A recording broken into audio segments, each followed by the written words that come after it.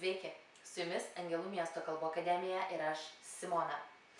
Parašėme jums ciklą įrašų tema patys blogiausi patarimai besimokantiems užsienio kalbų. Sakysit, ką man tie blogiausi patarimai, aš noriu išmokti kalbos, man reikia pačių geriausių patarimų. Jų bus, pažadu. Na, iš tiesų internete buvo atlikta apklausa, kokį esate gavę patį blogiausią patarimą besimokydami kalbos. Į šį klausimą atsakė žmonės, besimokantis arba besimokę užsienio kalbų. Mes atrinkome įdomiausius arba dažniausiai pasitaikančius atsakymų variantus. Jais pasidalinsime su jumis ir pažiūrėsim, ar iš tiesų tie patarimai tokie blogi ir jeigu taip, kokiais geresniais galėtume juos pakeisti. Taigi šiandien pristatau pirmus 5 blogus patarimus ir pirmas iš jų yra: pradėk mokytis nuo gramatikos. Na, galbūt daugeliu jūsų šis patarimas neskamba labai keistai. Juk tie, kurie mokėsi pagal senąją sistemą, žino, kiek daug gramatikos galima mokytis. Vis dėlto pagalvokite, kaip jūs išmokote savo gimtosios kalbos. Girdėjote, kaip kalba tėveliai. Vėliau bandėte kartoti garsus.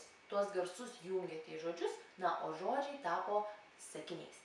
Ir gramatikos mes išmokome jau daug vėliau mokykloje, tačiau ir iki tol kalbėjome puikiai. Tad ir užsienio kalbos galima mokytis panašiai. Pradėkite nuo klausimo, žodyno plėtimo ir kalbėjimo. Sakysit, kalbėti iš tiesų baisu, tačiau čia galioja tas posakis: iš savo klaidų mokomės.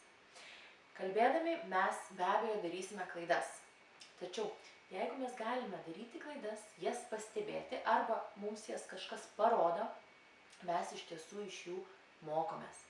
Tad iš tikrųjų nereikėtų pradėti nuo gramatikos.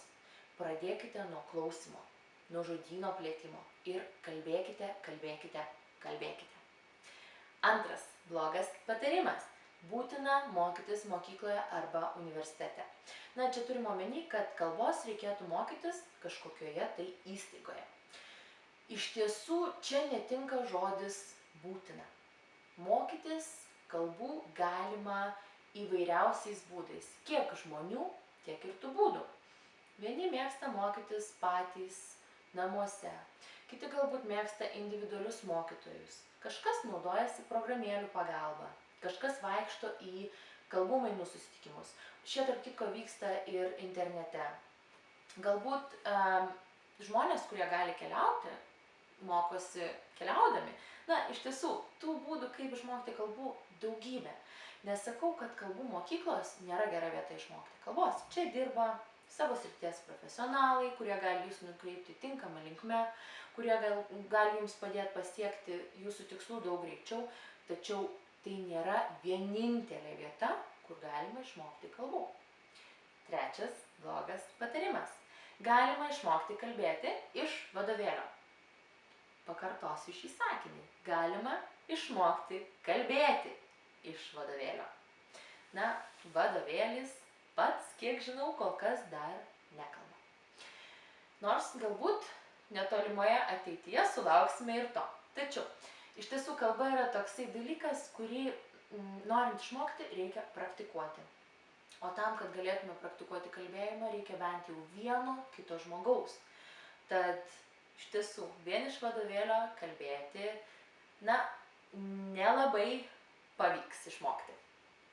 Ketvirtas blogas patarimas: išmok kokius 5000 žodžių per porą dienų ir bus ramu.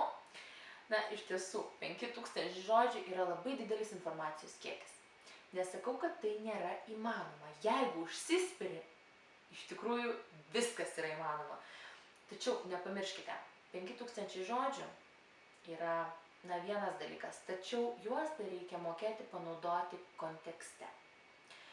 Ir per porą dienų išmokti 5000 žodžių netaip jau ir lengvai prilimpa jūsų atmintyje. Juos dar reikia ir kartoti. Ir kartoti iš tiesų nemažai.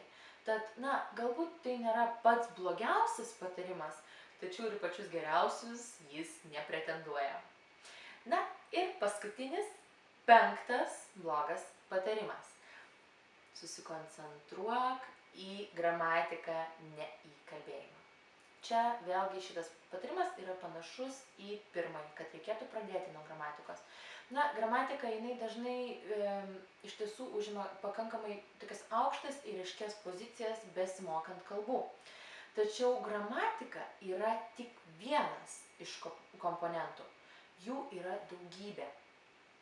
Ir mums gramatika yra iš tiesų labiausiai reikalinga tam, kad mes galėtume save išreikšti teisingai.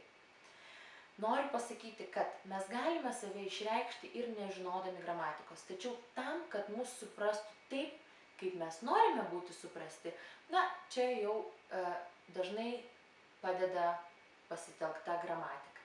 Tad iš tiesų ji yra svarbi, tačiau ji nebūtinai yra svarbesnė negu kiti dalykai besimokant kalbų. Tad iš tiesų būtent į ją sutelkti dėmesio nėra būtina. Ir galbūt netgi nėra rekomenduojama. Tad šiandien tiek tų blogų patarimų. Ačiū, kad buvote su Angelų miesto kalbų akademija. Susitiksim kitą savaitę. Iki!